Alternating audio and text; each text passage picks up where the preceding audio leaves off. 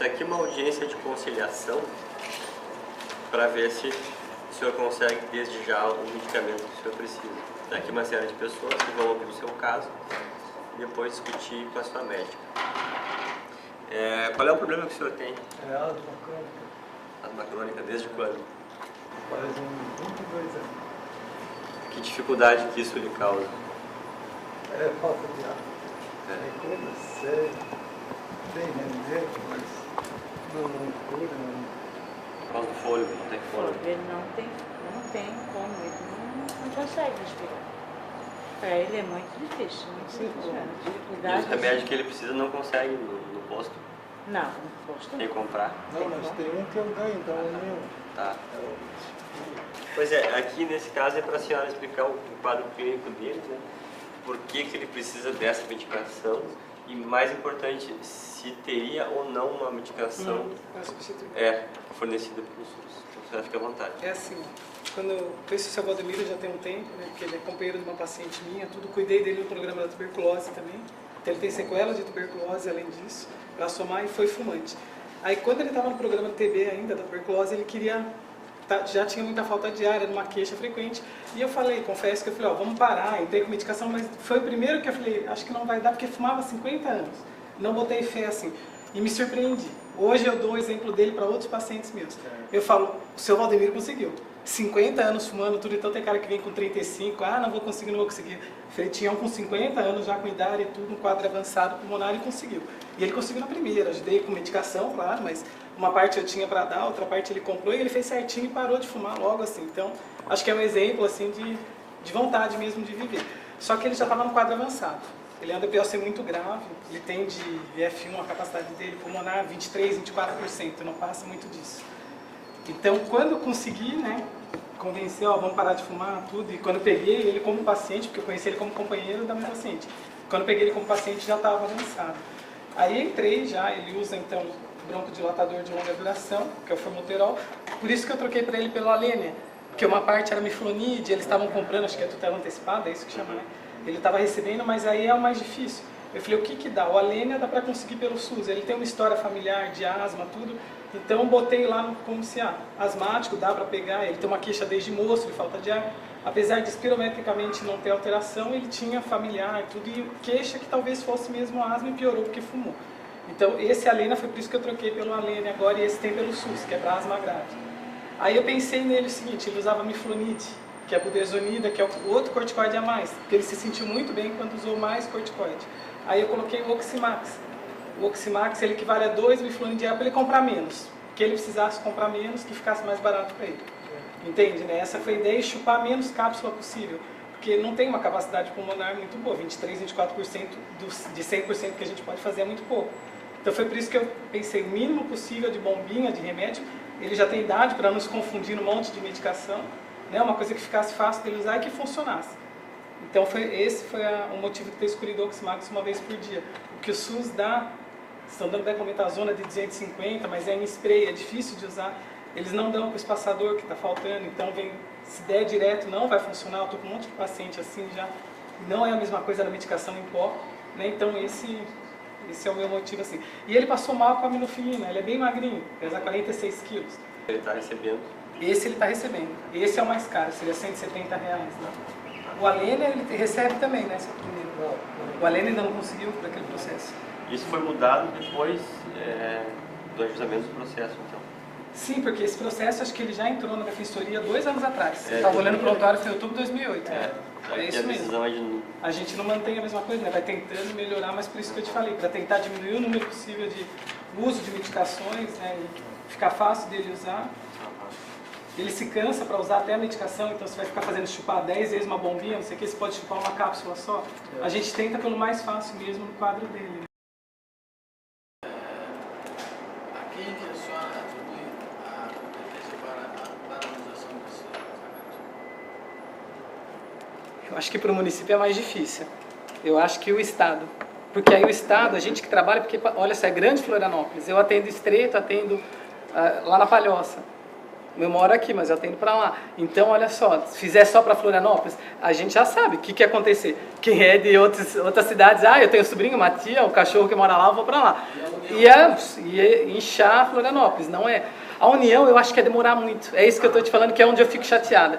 Tudo que a gente espera da União é tudo demorado, gente. E para lá, e o salário dos caras é bom, porque esse aí vai rapidinho, entendeu? É voltado rápido, o resto não vai. É o que a gente vê como público, não sei vocês, mas eu, como cidadã, é o que eu vejo, entende? Na hora de votar coisa mais séria, os caras não enrolam tudo, então, né, não sei como é que é, eu acho que é muito demorado. O Estado poderia tomar isso, entende? Eu gostaria muito. Aí não ficaria nenhum município de fora.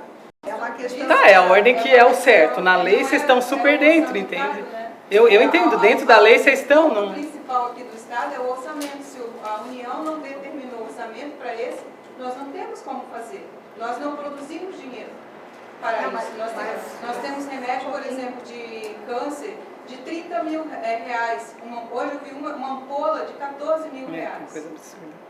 É necessário? É claro que é, se o médico indicou aquela pessoa precisa, mas como é que nós vamos criar um padrão para esse medicamento? Para todo mundo que for lá, o médico disser, 14 mil do Estado... E se vocês virem que é um medicamento que não é tão caro, eu não acho. 100 reais ou 170, não acho tão caro perto desse, que a gente, mesmo de pneumo tem, 7 mil, 15 mil. Inúmeras exceções. Aí eu digo, se você diminuir internação, diminuir paciente que está usando serviço público, não sei. Do Ministério da Saúde, né? Esse é o pensamento padrão. Eu entendo o que você está falando, mas vai me desculpar, mas é o pensamento. Dentro da lei, então. Mas eu ainda vejo isso como pensamento padrão. Eu entendo. Não, mas não é ilegal o Estado querer ir para frente. Então não é um caso de um Estado que está parado em relação a isso. É em relação ao custo, não é só de internação, é um custo judiciário muito grande, essas ações. Não é só... Pois não, fica à vontade. Eu queria colocar algumas coisas assim. Primeiro, que o Ministério da Saúde, quando faz essas padronizações, existe a Câmara Técnica, tá? Que é feita onde participam todos os estados. Né? Então, assim, a gente não está atrás de ninguém, nem na frente, porque esse debate é a nível nacional. Né? Então, assim, para padronizar ou não uma medicação, não é o Ministério lá com 5, 6 farmacêuticos e alguns médicos que decidem. Existe a Câmara Técnica, que a gente participa, da qual eu já participei em outros momentos, que a gente mensalmente estava em Brasília discutindo. Quero abrir para a discussão do acordo. Tem possibilidade de acordo? Não, da parte da União sim. Agora, a nossa maior dificuldade sempre se coloca aquisição e entrega, porque não dá para comparar o Estado.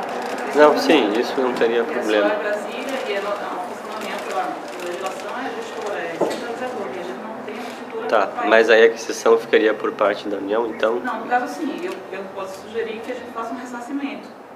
Tá. E se Sim, a logística, né, da compra e da entrega para o autor ficaria para os entes mais próximos dele, naturalmente. Sim. Doutora? Sim, nesse caso, sim, se a União for contribuir financeiramente, é possível. Tá. Só a entrega não é problema. Até porque está dentro da sua alçada, né, eu acho, né, doutora? Uns 100 reais. Então temos acordo, a União... temos que vocês dois acertarem. Então a União pagaria e o Estado faria aquisição e o município entrega, digamos assim? Ou o Estado entrega também? Se pudesse constar que a parte tem a obrigação de comunicar, Sim. né, para que a gente não compre sem necessidade, Tá. né, no ressarce, no caso, não poderia também. Então tá bom. E sem multa também. Sem multa, não, multa, tô tirando. Pegou aí? Sim. Tá. 100% da União e ressarcimento 60 dias e entrega para o Estado. Aí só não temos... O que eu posso dizer a respeito é que, uma vez comprovada a necessidade da medicação e que a União pode ser condenada de uma forma mais gravosa, tendo que arcar com a compra, entregar diretamente na casa do autor, então muitas vezes a conciliação é uma porta para evitar isso, né? E atender, gastar menos dinheiro público e atender ao autor, que seria uma causa em que a União já seria condenada. Então, eu acho que nesses casos abre-se o debate e a gente pode ver uma solução que não onere tanto o ente público. A validade, no meu ponto de vista, é você reunir todo mundo e ouvir todas as partes, porque é bem diferente quando você tem só o processo, que você não conversou com o outro, não sabe a realidade dos fatos, né? E é muito mais fácil de você finalizar o processo. Então, é uma economia processual enorme para todas as partes, num processo que não vai ficar rolando na justiça, se estendendo por outros recursos, quando você conseguiu chegar a um final que você atendeu a todos, né? O SISTCOM, esse sistema de conciliação, é muito válido, tendo em vista a sua informalidade e principalmente a visão dos 3 entes da federação, que é a União, o Estado e o município, no sentido de haver as responsabilidades definidas. E é o que está havendo aqui, em todas as audiências que são feitas, em que os 3 entes fazem uma pactuação para que os usuários do SUS sempre tenham uma solução nas suas demandas judiciais.